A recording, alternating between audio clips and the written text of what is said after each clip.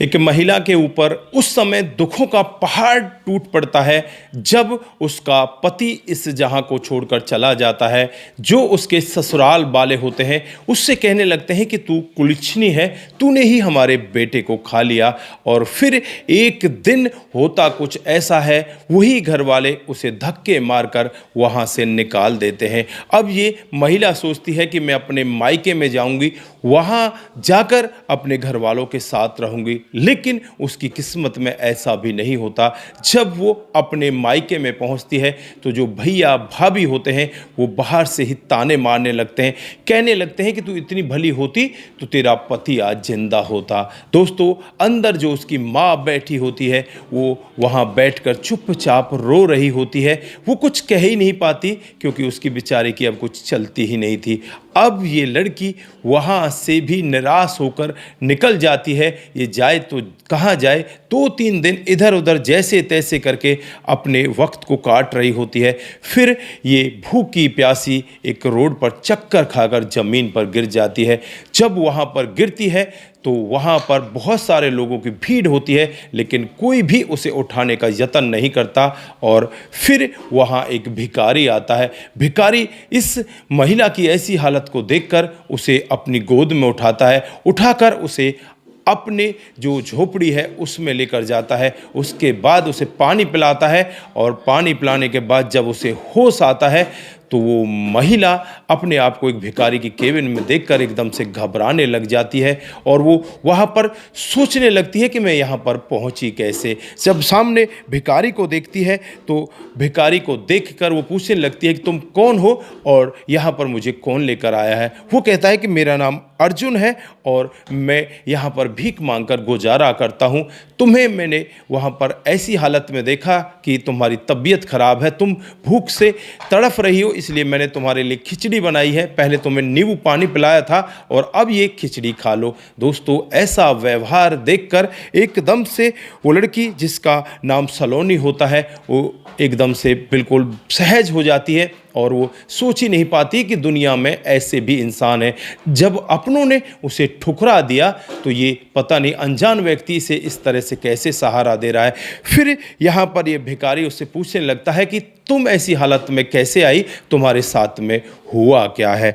तो ये लड़की अपनी पूरी कहानी डिटेल से बताने लगती है। कहती है कि मैं केरल के त्रिपुरा की रहने वाली हूँ और जब मेरी उम्र 19 साल होती है, देखने में बड़ी खूबसूरत होती हूँ, तभी मेरे घर वाले मेरे लिए पड़ोस के ही गांव से एक लड़के को देख लेते हैं। वो लड़का भी बहुत अच्छा होता है। उसके साथ सलोनी की शादी हो जाती है। शादी होने के बाद अब ये दोनों बड़े आराम से रहने लगते। धीरे धीरे कुछ समय बीतता है। समय के हिसाब से ही एक दिन जो इसका पति होता है वो खेतों पर अपनी बाइक लेकर जाता है, लेकिन रास्ते में एक नील गाय से उसकी टक्कर हो जाती है। टक्कर भी इतनी जबरदस्त हो जाती है, जो उसका सर होता है उसके पेट में लगता है और पेट में सींग लगने की वजह से वहीं पर उसके प्राण पखेरु उड़ जाते हैं। दोस्तों, अब यहाँ पर घर वालों को जब इस सब के बारे में पता चलता है तो घर वाले इस सलोनी से ही कहने लगते हैं कि तू तो कुलच्छनी है, तूने हमारे बेटे को खा लिया। जैसे तैसे करके वहाँ पर ये 1-1.5 महीने का समय बिताती है। 1-1.5 महीने के बाद अचानक ही जो घर वाले हैं उनका रुद्र रूप देखने को मिलता है और इस सलोनी को वहाँ से धक्के मारकर भगा दिया जाता है। उसके बाद ये अपने मायके में आती है, लेकिन भैया भाभी वहाँ से इसे धक्के मारने लगते हैं। कहते हैं कि यहाँ पर तेरी कोई जगह नहीं है, तू कुलच्छनी है, तू यहाँ पर आएगी तो यहाँ पर भी कोई अपशगुन हो जाएगा और हमारा परिवार ठीक नहीं रहेगा। दोस्तों, वो लड़की कहती है कि अगर मेरी माँ ये सब कह देगी तो मैं यहाँ से चली जाऊँगी। फिर यहाँ पर बेटा अपनी माँ के पास जाता और माँ से कहने लगता है कि माँ, मैं अपना और आप लोगों का खर्चा ही जैसे तैसे करके चला रहा हूँ, अगर ये भी आ गई तो हमारा खर्चा नहीं चल पाएगा, हमारा घर डगमगा जाएगा, तो इससे कह दे कि तू यहाँ से चली जा। जब बेटी के सामने माँ आती है तो माँ अपनी आंखें दूसरी तरफ कर कर कहने लगती है कि बेटी तू वहाँ पर चली जा जहाँ पर तेरा राम तुझे रखे। अब यहाँ पर बेटी की भी समझ में आ जाता है कि माँ की भी मजबूरी है और वहाँ से वो बेटी चुपचाप आगे बढ़ने लगती है। 1-2 दिन इधर उधर जैसे कहीं बस स्टैंड पर, कभी कहीं ऐसे ही अपने टाइम को पास करती है। लेकिन जैसे तीसरा दिन आता है, भूख प्यास से वो तड़फ रही होती है, तीसरे दिन वो ज़मीन पर आकर गिर जाती है। तब ये जो भिखारी है उसे उठाकर लेकर आता है। दोस्तों, अब इस भिखारी को जब ये बार बार गौर से देख रही थी तो इसे कुछ याद आने लगता है। ये कहती है कि शायद आप तो कृष्णा हो ना? तो वो कहता है नहीं नहीं, मैं अर्जुन हूँ। और ये लड़की बार बार उससे यही कह रही थी, तुम कृष्णा हो, मेरे प्रिंसिपल के लड़के की शक्ल आपसे मिलती थी, और जब हम +2 की पढ़ाई कर रहे थे जब हमारे प्रिंसिपल का लड़का डॉक्टर बन गया था, आप शायद वही हो, लेकिन आप क्यों ऐसा भेष धर के घूम रहे हो मुझे नहीं पता, आप बताइए ना प्लीज़। तो ये कहता है कि नहीं नहीं, आपको कुछ गलत फहमी हुई है, मैं ऐसा नहीं हूँ। दोस्तों, फिर यहाँ पर एक दिन का वाक़या होता है जब ये दोनों के दोनों शाम को एक मंदिर में खाना खाने के लिए जाते हैं। वहाँ पर भंडारा चल रहा था। खाना खाने के बाद जैसे ही सीढ़ियों से वापस आ रहे होते हैं तभी वहाँ पर एक बुजुर्ग व्यक्ति सीढ़ियों से नीचे गिर जाता है और लोग बाग उसे देखकर पीछे हटने लगते हैं।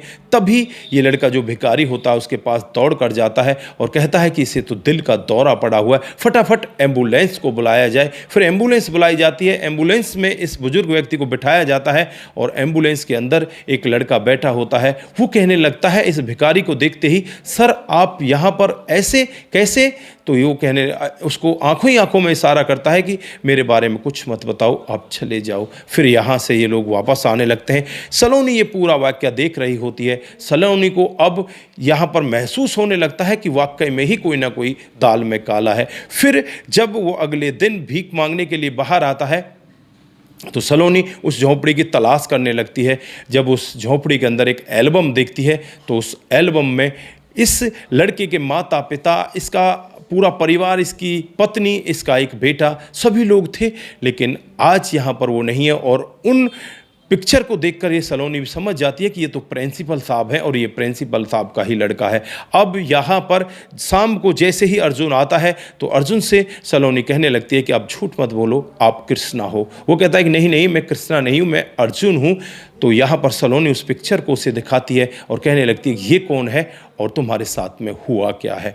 दोस्तों, अब यहाँ पर अर्जुन की आंखों में आंसू आ जाते हैं। हालांकि अर्जुन उसका नाम बदला हुआ होता है, वो उसका खुद का नाम कृष्णा होता है जो प्रिंसिपल का बेटा होता है। दोस्तों, जब ये लड़की +2 की पढ़ाई कर रही थी तब कृष्णा का नंबर एक मेडिकल के उसमें आ जाता है, एक डॉक्टर बन जाता है।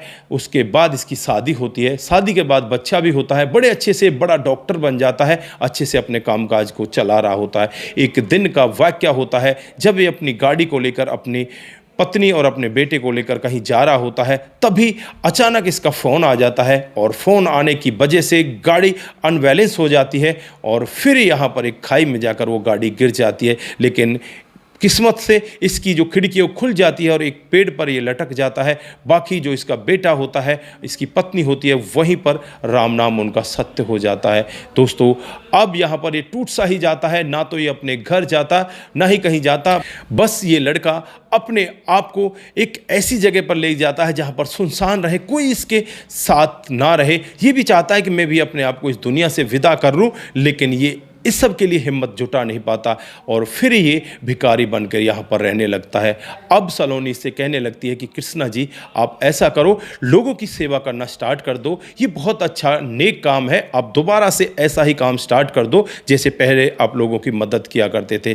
फिर यहाँ पर सलोनी के कहने पर ही ये कृष्णा स्टार्ट हो जाता है और फिर अपनी दाढ़ी वाड़ी बनाकर, बाल वालों को बनाकर अगले दिन जैसे इंटरव्यू देने के लिए एक हॉस्पिटल में जाता है तो सभी लोग इसे पहचाना करते कि कृष्णा वापस आ गया। फिर कृष्णा को उस हॉस्पिटल में रख लिया जाता है और ये अच्छे डॉक्टर के पद पर वहाँ पर कामकाज करने लगता है। सलोनी भी इससे कहने लगती है कि मैं भी तुम्हारे साथ डॉक्टरी में वहीं तुम्हारी हेल्प किया करूंगी, मुझे भी कोई असिस्टेंट लगवा लो। फिर इसे भी एक रिसेप्शनिस्ट वहाँ पर लगा दिया जाता है। धीरे धीरे इनका कामकाज चलता रहता है और एक दिन यहाँ पर जो इस लड़के के माता पिता ढूंढते ढूंढते वहाँ पहुँच जाते हैं और वहाँ पहुँचने के बाद इस कृष्णा से कहने लगते हैं कि बेटा वापस चलो। ये जाने से मना करता है लेकिन सलोनी कहती है कि वापस तुम्हें चलना चाहिए। फिर ये दोनों के दोनों ही वापस चले जाते हैं क्योंकि कृष्णा सलोनी से कहता है कि तुम्हें भी मेरे साथ चलना होगा। दोस्तों, अब ये वहाँ जाकर आराम से रहने लगते हैं। कुछ ही समय बीतता है। कुछ समय के बाद जो इस लड़की का भाई होता है वो इसे ढूंढता हुआ वहाँ पर पहुँच जाता है। अपनी बहन के सामने हाथ जोड़कर कहने लगता है कि बहन, मुझसे बहुत बड़ी गलती हो गई और आज माँ की हालत बहुत ज़्यादा ख़राब है। माँ, तुम्हें याद कर रही है, तुम एक बार माँ से मिल लो। तो बहन साफ मना कर देती है कि मैं तुम्हारे साथ नहीं चल सकती। फिर कृष्णा ही उसे समझाता है कि कोई बात नहीं, तुम्हारे घर वाले हैं, अगर उन्होंने तुम्हारे साथ कुछ गलत किया है तो अब समय यह है कि तुम्हें वहाँ पर जाना चाहिए। फिर कृष्णा और ये सलोनी दोनों के दोनों वहाँ पर चले जाते हैं। वहाँ जाने के बाद अब माँ को देखते हैं तो माँ को हॉस्पिटल में एडमिट कराते हैं, उसका इलाज कराते हैं और फिर कुछ दिन का समय और इसी तरह से बीतता है। यहाँ पर कृष्णा और सलोनी भी दोनों एक दूसरे के नज़दीक आने लगते हैं और एक दिन कृष्णा ही सलोनी से कहता है कि सलोनी, क्या मैं तुम्हारे साथ अपने जीवन को बिता सकता हूँ, क्या तुम्हारे साथ मैं शादी कर सकता हूँ? हालांकि मेरी उम्र तुमसे काफ़ी ज़्यादा है, अगर तुम चाहो तो ऐसा कर सकती हो क्योंकि तुम भी अकेली हो और मैं भी अकेला हूँ। दोस्तों, सलोनी भी यहाँ पर बहुत ज़्यादा खुश होती है, दौड़कर उनके गले लग जाती है और फिर यहाँ पर ये दोनों के दोनों एक साथ अपने जीवन को आगे बिताने लगते हैं। इनका जीवन अब बहुत ही अच्छी तरीके से आगे बीतने लगता है। हालांकि दोनों के जीवन को बिगड़ने में कसर नहीं रही थी। उस लड़की का जीवन भी बिल्कुल बिगड़ चुका था, इस लड़के का जीवन भी बिगड़ चुका था, लेकिन परमात्मा आज इन दोनों को ऐसी जगह लाकर मिला देता है। आज ये दोनों के दोनों बड़े खुश हैं।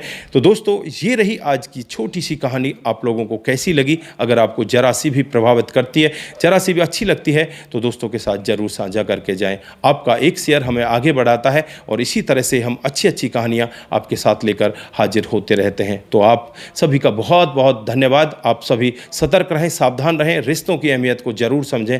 नमस्कार, जय हिंद, जय भारत।